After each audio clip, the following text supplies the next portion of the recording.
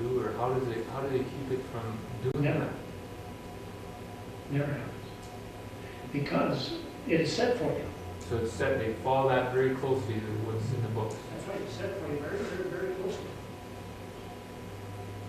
Now, I hear that there may be some changes, or maybe some changes have already occurred according, having to do with the penalties, because there's been some, how would I say, from the Christian community, there's been some, how would I say, some questions asked about their penalties.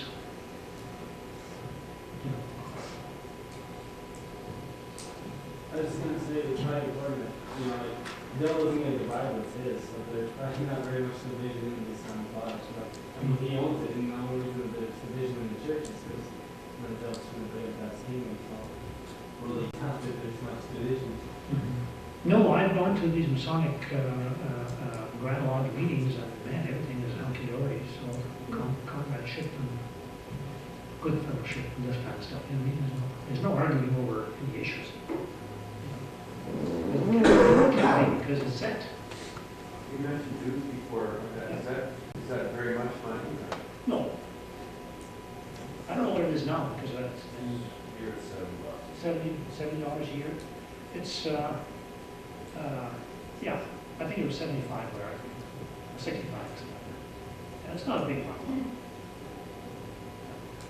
Whenever I give my husband a book exposing the lodge and everything, or I believe that we do have the video that we have here, and he says, no, he says, those are clandestine lodges, those are other lodges. We don't do that here in Prince Albert. We're a Blue Lodge. And we have nothing to do with them. They deny it all the time, and his daughters and his son. Well, the York Rite has their sets of rituals, and the Canadian Rite have theirs. You know, but it's from the same pot. You know, they're still, they still go to the Shriners from either wing. Understand? One's a shorter, one a lot shorter path, and then the Scottish. In your research, have you ever come across any parallel to groups such as the Trilateral Commission and the Council of Foreign Affairs?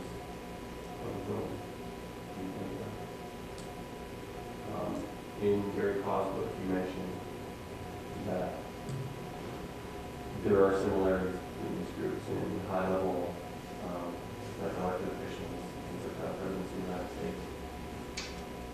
There are many groups like that. Okay. They're all working towards a one-world government. Okay. In fact, the government of the United States is not the government of the United States anymore. It doesn't matter what president is he's here protected. There is a body called the Parliamentarians for One World Order. Okay. And in the Christian Research Institute, we've done quite a bit of work to look into that. And the formation of the One World Order and the educational system and all that, eh? Okay. There was a book written by Robert Mueller. Mueller, he used to be the Secretary General of the United Nations. Okay, he's a real born, hard-boiled New Ager, and also a member of the Masonic Order.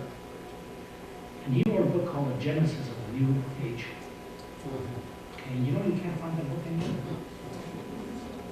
There was only so many copies made, and then stopped production.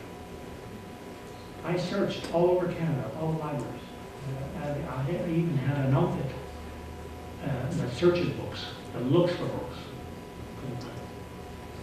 And then we found them please beware, at the University of Calgary University Library. And in it you'll see the complete layout of the plan and the educational. You know what Mueller said? That it was channeled to him by a Tibetan monk.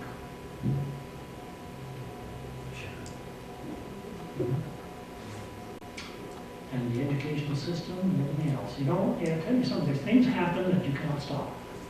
If you look at the New Age movement, you'll never find out where it comes from. I'll tell you why, because they use the principle of piecemeal functionalism.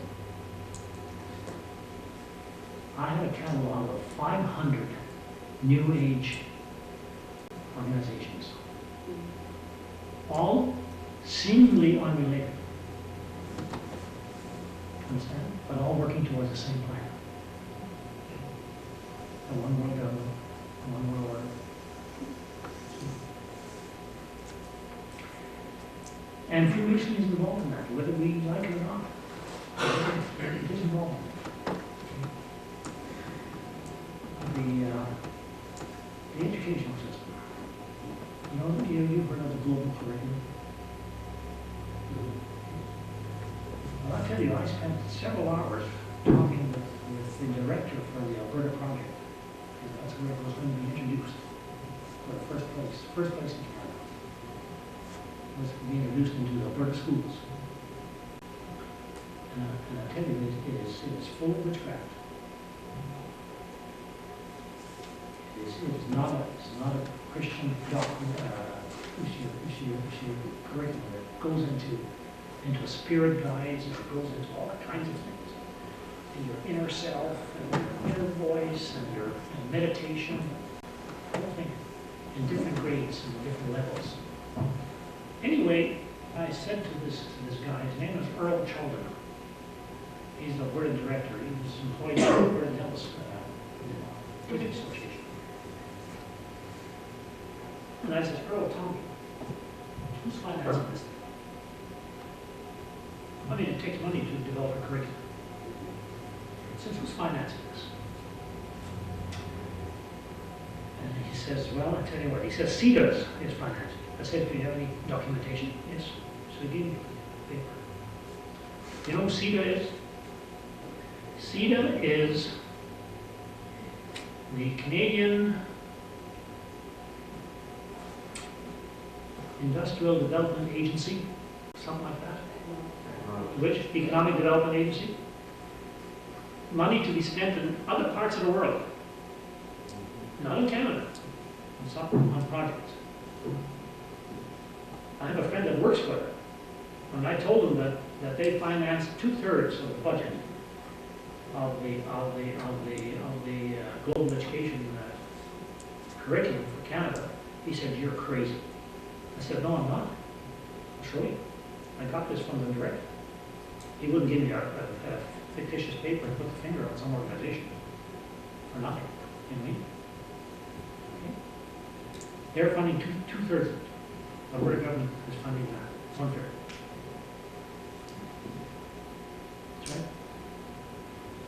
And I'll tell you something that I'm very, very worried about the children going into the public school system. Very worried.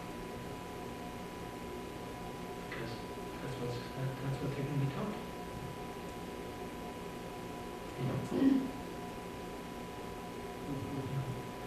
And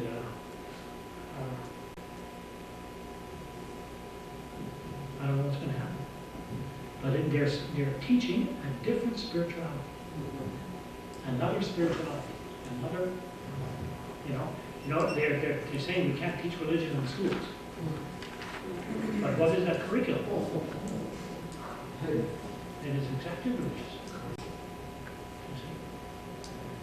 And the books that are here, there's a list of books that, there's a group of parents in Alberta that tried to get rid of that list of books. Reading books in grade 4 and 5 and 6 or something like that. What is the name of that? Lewis? It's a series of books that were reading material for grade 3s, 4s, and 5s, and 6s, or something like that. And our daughter or granddaughter got one of these books, and she read this thing and she couldn't sleep. She's literally scared. It's that bad. Was that the impression series? Impression series, there you are. And some children read these books and they can't sleep because they've got some horrible stuff in them. You know what I mean? But that's the kind of reading material now that's coming into school.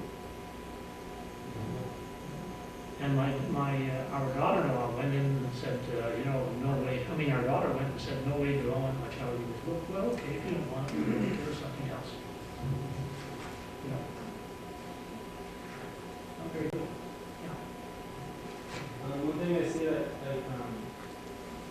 really says the devil's advocate as far as public school system and stuff is, like my generation, I'm gauge the base anything. Like, we don't know what things are supposed to be like. So when the devil, like, except for, aside from Christ, like, because things have become so watered down and stuff as far as education and the witchcraft and stuff, and like we were kind of, I can almost see how